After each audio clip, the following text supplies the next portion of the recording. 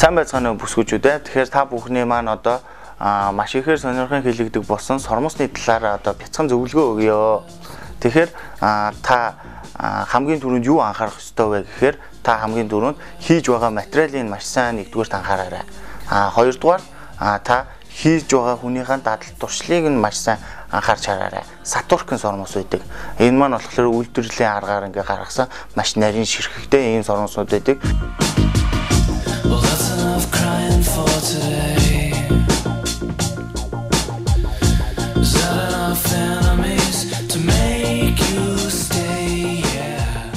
Нэг ширхэг сормосон дээр нэг ширхэг сормосыг хийж байгаа тохиолдолд бол хизээж тэгэж өвдөлттэй ямар нэг тийм зөөр байхгүй.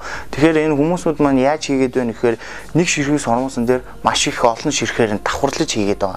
Ингэж давхарлаж хийж байгаагаасаа болоод одоо хүний нүдийг хатгах те одоо нүдэ анихад маш их зөөртэй. Тэрнээсээ улбаалаа цаашаа зовхон ингэж хавтаж ус гүйцэн юм шиг болдог.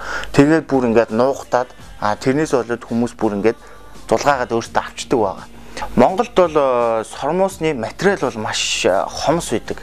Яагаад хомс байдаг вэ гэхээр одоо хамгийн хямд тэ одоо хамгийн хямд материалыг урд хөршөөсөө авчираад энд одоо бөмбөрдөр ч юм уу тэ одоо гоо сахны бараа бүтээгдэхүүн зарж байгаа энэ газруудаар маш хямдаар одоо нийлүүлдэг. Энийг одоо салаанууд ч юм уу эсвэл хувь хүмүүс маш их хийдэг болцсон байна. Ийм материал авч хийснээр бол хүний нүдэнд маш их хортой. Хятад цавуунаас бол яг ямар үр дагавар гардаг вэ гэхээр хятад цавуугаар хийсэн сормос одоо наасны дараа нүдээ угаахад нүд рүү орж хорсдог.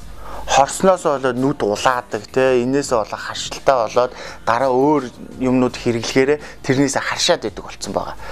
Тэгэхээр материалыг нэгдүгээрт маш сайн сонгох хэрэгтэй байна. Материал чанартай байх тусмаа хүний биед л одоо ямар нэг хор нөлөө багтаа байна гэсэн үг. Нэгдүгээрт та өөрийнхөө нүдэндээ маш чухал хэрэгтэндээ та юм суулгаж гинэ гэдгээ маш сайн өөрөө бодох хэрэгтэй.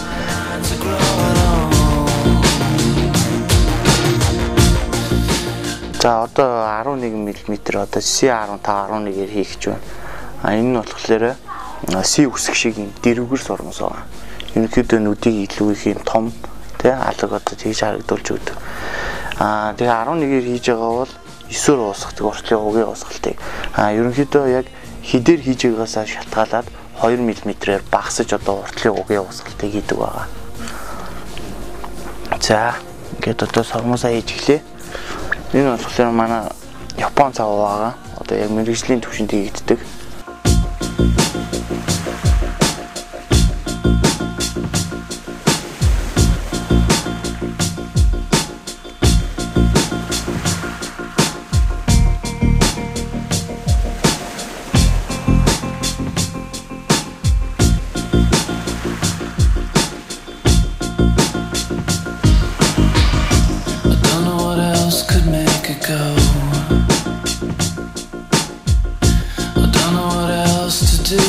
To make it come, yeah. Maybe I'm tired of thinking. Maybe my lines are growing old.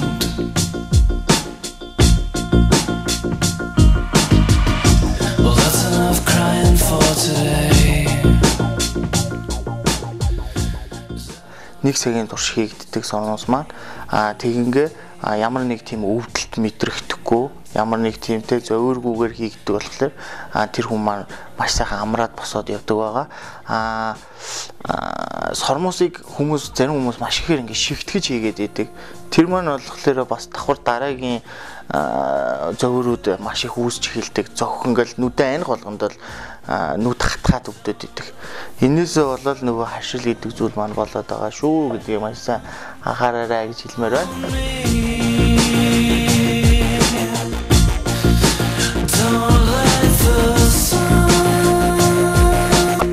Хийснийхэн дараа одоо ингээд үлээлгэж өгөөд цав уртан хатаана. Тэ. Цавны хааганд бас үлээлгэж жоох ингээд сэнгэнээд бас жоох нулимс гарах тийм тохиолдол байдаг.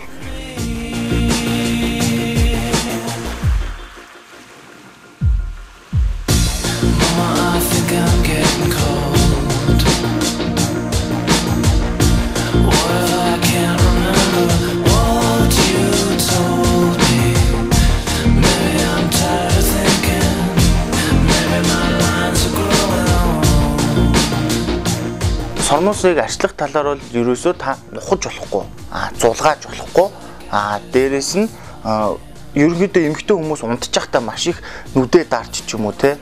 Дээрээс нь унтчих та маш их нүдэ нухалдаг байгаа. Энийг бол ерөнхийдөө төвчж чадвал таны сормосыг бол гэмтэхгүй таны сормос байж л байна. Бид нар зориултын унгаагчаар таны сормосыг эргээгээ даваад цэвэрлээд янзлж байна. Тэгэхээр сормосонд ямар нэг тийм гаж нөлөө байхгүй л гэсэн үг. Зөв хийлд чанартай материалаар хийж байгаа тохиолдолд хизээч энэ сормос таны сормосыг гэмтэхгүй.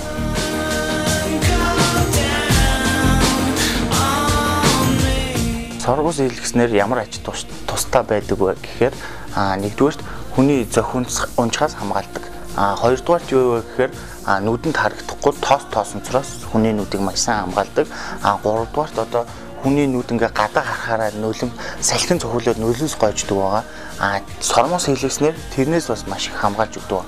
Нөлөөс гойжхоо болдог. Миний хийдэг материал бол ерөөсөө B/Slash гэдэг брендийн сормос байгаа. Энэ сормос маань болохоор Солонгост хийгдэг хэрнээ Европын орн руу экспортоор гардаг тийм сормос байгаа.